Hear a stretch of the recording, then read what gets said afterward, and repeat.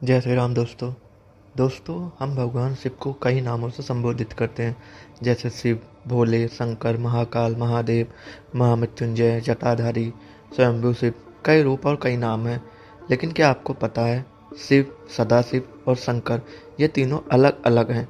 कहने का मतलब है कि तीनों अलग अलग होकर भी एक हैं और एक होकर भी अलग अलग हैं। हालांकि शिव पुराण में लिखा है कि जो व्यक्ति ब्रह्मा, विष्णु, महेश और शिव, सदाशिव तथा शंकर में भेद करेगा वह नरक की आग में जलेगा। लेकिन हम यहाँ महादेव के रूपों में भेद नहीं कर रहे हैं, बल्कि भक्तों को शिव पुराण में लिखी हुई बातों को बताने जा रहे हैं। शिव और शंकर में क्या अंतर है, पहले हम लोग ये जानते हैं। हमें दो प्रकार के शिव चिन्ह देखने को मिलते हैं। एक है जो मानव रूपी है, उनकी जटा है जिससे पवित्र गंगा मैया बहती हैं। उनके पुत्र हैं धर्मपत्नी माता पार्वती हैं और वे कैलाश पर्वत में एक तपस्वी का जीवन जीते हैं। उनकी कल्पना के आधार पर बनाई गई भगवान शंकर की छवि कुछ ऐसी ही है। वहीं एक शिव की पूजा हम करते हैं जो शिवलिंग है, जो इस संसार ब्रह्मांड को दर्शाता है। शिवलिंग का अर्थ है चिन्ह से है। संस्कृत में लिंग का अर्थ किसी प्रतीक या चिन्ह होता है। शिवलिंग भगवान शिव का प्रतीक है।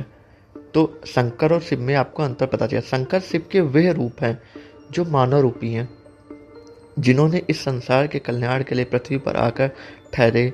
वे सिद्ध पुरुष हैं, वे आदि योगी हैं, मतलब इस दुनिया के सबसे पहले योगी हैं। शंकर तपस्वी हैं, शिव परमात्मा है, रचयिता हैं। शंकर उनका मानव स्वरूप है, उनकी रचना है। शिव का संबंध ब्रह्मलोक से है और शंकर सूक्ष्म लोक के परम धाम में निवास करते हैं। ब्रह्मलोक का अर्थ है अनंत ब्रह्मांड है और सूक्ष्म लोक अपनी पृथ्वी है। शिव की आराधना शिवलिंग से होती है। उनकी कोई आकार नहीं है, वे निराकारी हैं, वे बिंदु हैं, इस संसार को चलाने वाली ऊर्जा हैं। वे असीमित दिव्य अंधकार में एक प्रकाश हैं। आप भगवान शंकर को शिव का मानव रूप अवतार कह सकते हैं, क्योंकि शिव अजन्मे हैं, वे जीवन मरण के चक्र से मुक्त हैं, जबकि शंकर सरकारी देवता हैं, महादेव हैं। शिव शंकर में प्रवेश करके वो महान कार्य करते हैं जो अन्य कोई देवता नहीं कर सकता। शंकर विनाशक हैं, शंकर महान शक्ति का एक अंश हैं। अब हम लोग जानते हैं सदाशिव और शिव में क्या अंतर है। शिव और शंकर में हम लोग अंतर पहले ही जान चुके हैं। शिव पुराण के अनुसार शिव आदि शक्ति को माँ कहकर पुकारते हैं और सदाशिव को पिता कहते हैं। वे कहते हैं कि ब्रह्मा और विष्णु का जन्म आपसे हुआ है, मेरा भी जन्म आपसे ही हुआ है, इसीलिए मैं भी आपकी संतान हूँ। शिव पुराण के अनुसार भगवान शिव की उत्पत्ति माँ आदिशक्ति और सदाशिव से हुई है। ऐसा उल्लेख है कि भगवान विष्णु और ब्रह्मा सदाशिव के अर्ध अवतार हैं और जबकि शिव उनके पूर्ण अवतार हैं। शिव और सदाशिव में कोई अंतर और भेद नहीं है। पुराण के अनुसार सदाशिव कहते हैं कि जो कोई भी मुझ में और शिव में भेद करेगा वह नरक का भोगी होगा। इसी तरह जो भी ब्रह्मा, विष्णु और महेश में भेद करेगा वह भी नरक जाएगा। हम तीनों एक ही हैं, मगर इस संसार में हम अलग अलग रूपों में रूप लेते हैं। जब हम सदाशिव के बारे में बात करते हैं तो हम इस संसार की महान आत्मा के बारे में सोचते हैं जो परमात्मा है।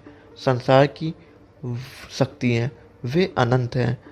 और जब हम शिव के बारे में सोचते हैं जो कि सदाशिव ही नहीं, वे भी निराकार हैं, अनंत हैं। और जब हम शंकर के बारे में बात करते हैं तो वह मानव रूपी देवता हैं, जिनको हम लोग महादेव भी बोलते हैं, महामृत्युंजय भी बोलते हैं, जो पृथ्वी में रहते हैं, जिन्हें हम भोलेनाथ भी कहते हैं और इनके अलग अलग नाम हैं।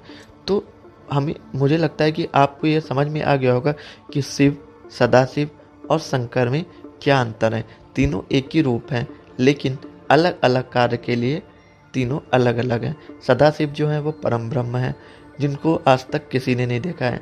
शिव वो हैं जो भी निराकार है, लेकिन वो उनको उनके दर्शन कुछ देवी देवताओं ने किए हैं, जिसमें ब्रह्मा, विष्णु, महेश है।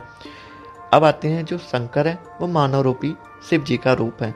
तो सदाशिव, शिव और शंकर में ये अंतर है और अंतर कुछ भी नहीं है।